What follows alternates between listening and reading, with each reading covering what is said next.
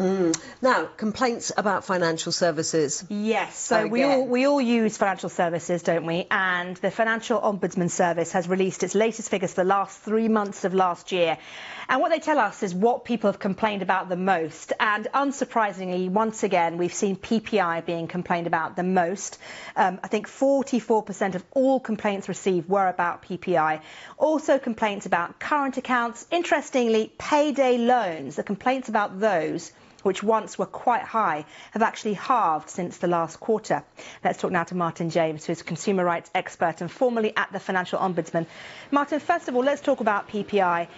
The figures are obviously high, not quite as high as before, though, but unsurprising that people are complaining about this more than anything else.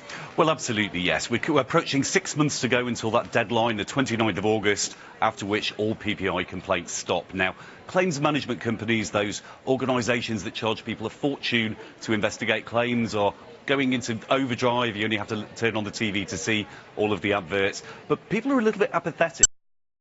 I think lots of people feel that the subject is already closed, or that they've made as many complaints as they can do already. Let's talk about the total number of complaints, because that, again, is interesting. I think the total number was 300,000, wasn't it?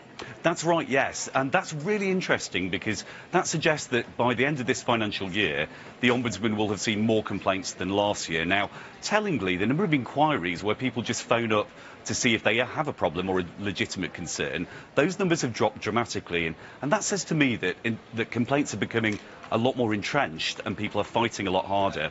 It also says that those claims management companies, as I mentioned before, are moving into a whole range of areas and aggressively putting complaints through. So it's a mixed bag for the industry. And complaints are one thing, but complaints being upheld are another.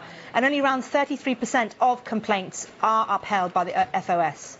Yes, now, if the industry is doing its job correctly, that's the figure that we'd expect to see across the board. Now, within the Ombudsman's figures, which are well worth a peek at, there are all kinds of interesting things in there, including the fact that current account complaints, for example, or payday loan complaints, over half of those cases are upheld. And that suggests that banks and that particular sector are still not handling those complaints correctly, which is a worry, because these are fraud and disputed transaction complaints. OK, Martyn James, so good to talk to you. Thank you very much.